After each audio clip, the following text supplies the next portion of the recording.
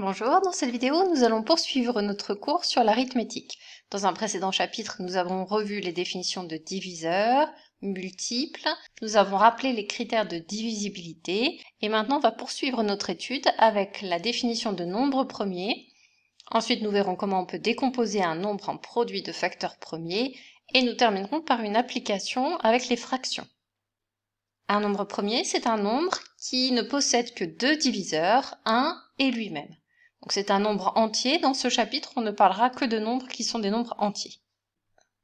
Un nombre qui ne possède que deux diviseurs, 1 et lui-même, tu en connais quelques-uns. Par exemple, 5, c'est un nombre premier. 5, il ne peut pas s'écrire autrement comme produit de deux entiers que par 1 fois 5 ou 5 fois 1. 5 n'est pas divisible par 2 puisque ce n'est pas un nombre pair, et 5 n'est pas divisible par 3, donc 5 est bien un nombre premier. 1 n'est pas un nombre premier parce qu'on ne peut pas dire qu'il possède deux diviseurs distincts. 1, il ne peut s'écrire que comme le produit de 1 par lui-même, donc 1 n'est pas un nombre premier. Un autre exemple de nombre qui n'est pas premier, 36. 36, il s'écrit bien comme le produit de 1 par lui-même. Par contre, il s'écrit aussi comme le produit de 6 par 6, donc il a un autre diviseur que 1 et lui-même. On pourrait dire aussi qu'il est pair, donc il a comme diviseur 2, donc 36 n'est pas un nombre premier. Comment faire pour trouver rapidement la liste des nombres premiers plus petits que 30? Pourquoi est-ce qu'on s'arrête à 30? Parce que c'est une première étude en 5e. La liste des nombres premiers, elle est infinie. Donc on va déjà apprendre une partie de cette liste cette année et tu la compléteras un peu l'année prochaine. La méthode que l'on va utiliser maintenant s'appelle le crible d'Ératosthène. Ératosthène, c'est un savant grec du IIIe siècle avant Jésus-Christ, et tu as sans doute entendu déjà parler de lui parce qu'il a trouvé une méthode pour mesurer la circonférence de la Terre. Donc ici, on s'intéresse à sa méthode pour trouver la liste des 30 premiers nombres premiers. Dans un tableau, j'écris les 30 premiers nombres entiers, excepté le 1 qui, on l'a vu, n'est pas un nombre premier. Et je vais commencer par le premier nombre de cette liste. 2, on a vu, c'est un nombre premier. Je voudrais qu'à la fin du travail fait sur ce tableau, il ne reste que des nombres soit premiers qui sont entourés, soit qui ne sont pas premiers qui ont été rayés. Je vais éliminer tous les nombres qui ne sont pas premiers un par un. On peut commencer par rayer déjà tous les multiples de 2. Les multiples de 2, ce sont des nombres qui sont divisibles par 2, ils ont donc un autre diviseur que 1 et eux-mêmes. 4 n'est pas premier puisque c'est un multiple de 2. Tous les nombres pairs, je peux les rayer, ce ne sont pas des nombres premiers, ils sont divisibles par 2. Je passe au nombre suivant de ma liste. Puisqu'il n'a pas été rayé, ça signifie qu'il n'est pas un multiple des nombres qui le précèdent. Donc 3 est un nombre premier. Je vais rayer maintenant tous les multiples de 3. 6 est déjà rayé. 3 fois 3, 9, je raye 9. 3 fois 4, 12, il est déjà rayé. 3 fois 5, 15. 3 fois 6, 18, il est déjà rayé. 3 fois 7, 21, je raye. 3 fois 8, 24, il est déjà rayé. Et 3 fois 9, 27, je raye. 3 fois 10, 30 est déjà rayé parce que c'est un nombre pair. Je passe à mon nombre suivant qui n'est pas rayé, c'est 5. 5 est donc un nombre premier. Il n'a pas d'autre diviseur que 1 et lui-même, sinon il aurait déjà été rayé. Je raye à nouveau tous les multiples de 5. Alors les multiples de 5, c'est facile, c'est les nombres qui se terminent par 0 ou 5, qui sont dans cette colonne-là. Il me reste 25 à rayer. Je passe au nombre suivant qui n'est pas rayé, c'est 7. 7 est un nombre premier. Je raye tous les multiples de 7 qui n'auraient pas été rayés. Donc 2 fois 7, 14, c'est fait. 3 fois 7, 21, c'est fait. 4 fois 7, 28, c'est fait.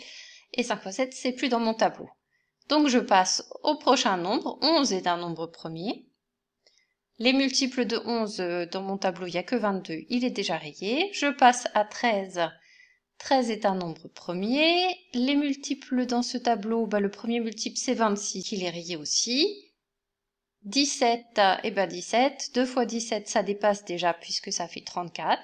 Donc, j'ai maintenant uniquement des nombres premiers dans mon tableau. Voilà la liste des nombres premiers inférieurs à 30. Cette liste, il va falloir s'en rappeler, on va en avoir besoin pour la suite du cours. On va maintenant décomposer des nombres entiers en produits de facteurs premiers. Une première propriété, tout nombre entier peut se décomposer de manière unique à l'ordre des facteurs près sous la forme d'un produit de nombres premiers. Par exemple, 15 c'est 3 fois 5 ou bien 5 fois 3. De même, 6 c'est 2 fois 3 ou 3 fois 2 et c'est la seule décomposition en produit de facteurs premiers pour 6. Par contre, si j'écris que 12 c'est égal à 4 fois 3, c'est bien un produit de deux entiers, mais ce n'est pas la décomposition de 12 en produit de facteurs premiers puisque 4 n'est pas un nombre premier. La décomposition de 12 en produit de facteurs premiers, c'est 2 fois 2 fois 3, ou bien 2 fois 3 fois 2, ou bien 3 fois 2 fois 2. On peut permuter ces nombres puisque le résultat du produit est indépendant de l'ordre des facteurs. On va voir maintenant comment on peut décomposer un nombre plus grand en un produit de facteurs premiers.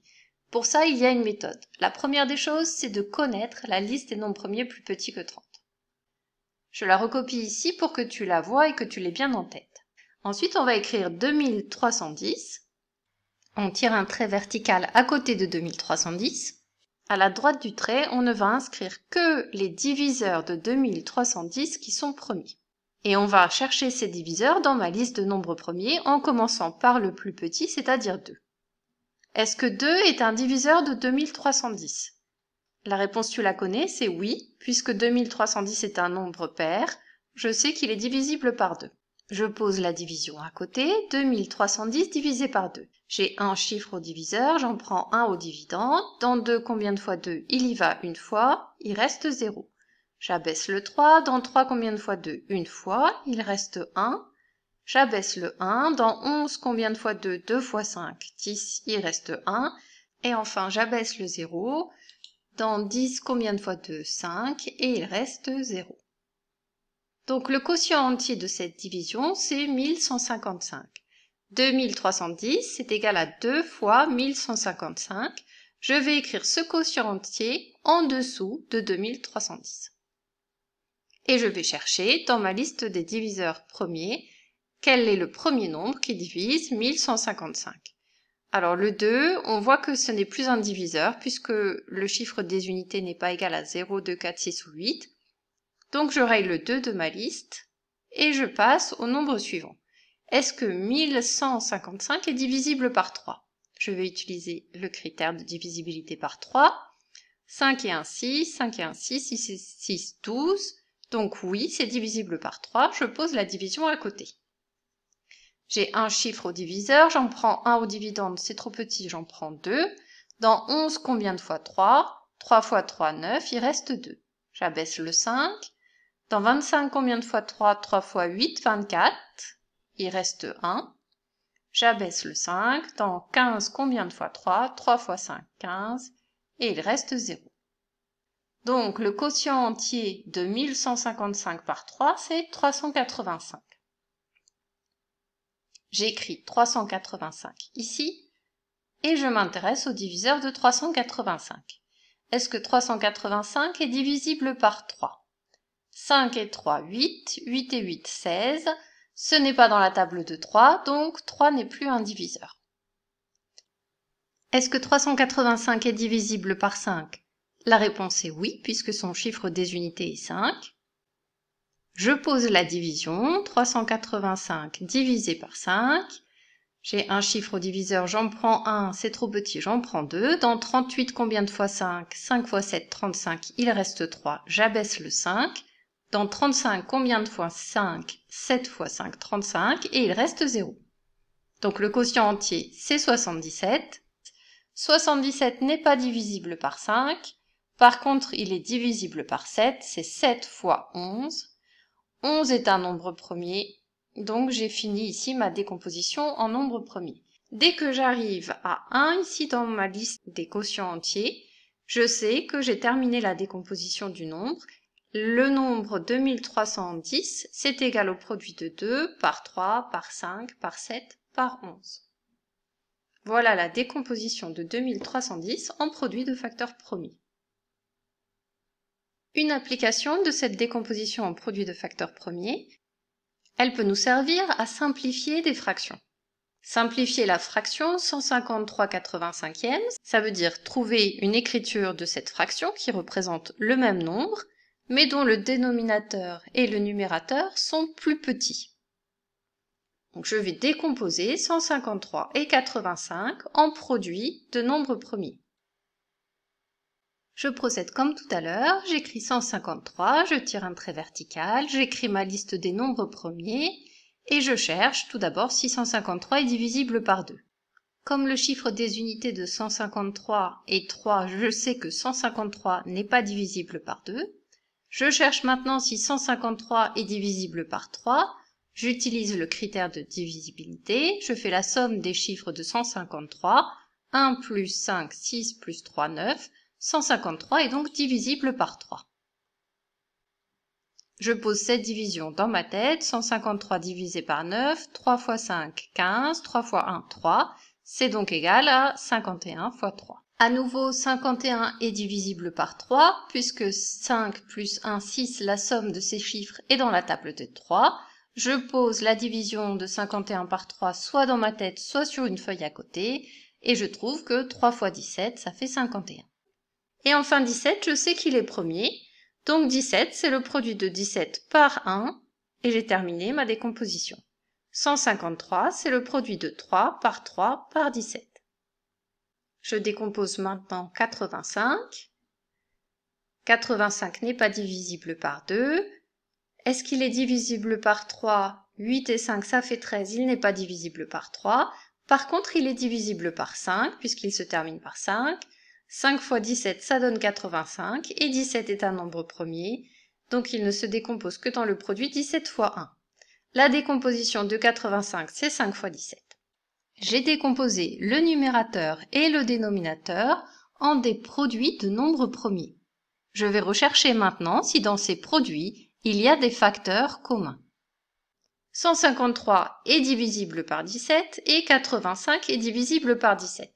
Je sais que je ne change pas la valeur d'un quotient en multipliant ou en divisant le numérateur et le dénominateur par un même nombre différent de 0.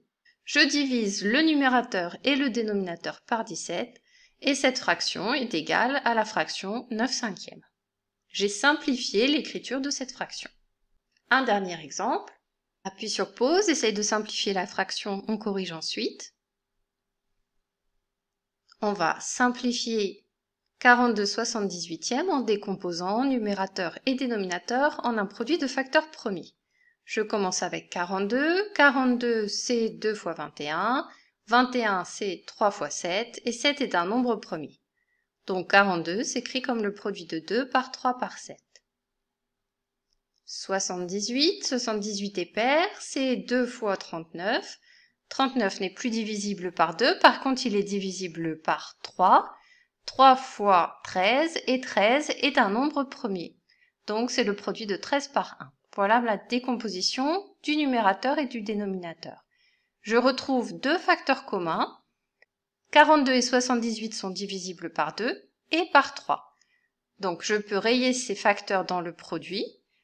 L'écriture simplifiée de 42/78 est 7/13. Ce deuxième cours sur l'arithmétique est terminé. On se retrouve bientôt pour une prochaine vidéo.